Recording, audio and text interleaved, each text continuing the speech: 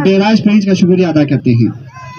Event के तमाम मैचों के लिए सिक्योरिटी फराहम करने पर SHO थाना मेहंदियाबाद, SP खरमा और तमाम नौजवानों का शुक्रिया अदा करते हैं। आखिर में अपनी तकरीर का अख्तिताम करते हुए मेहमान खुसूसी मारूफ कारोबारी शख्सियत जनाब शकूर नबी और दीगर तमाम मेहमानों का शुक्रिया अदा करते हैं।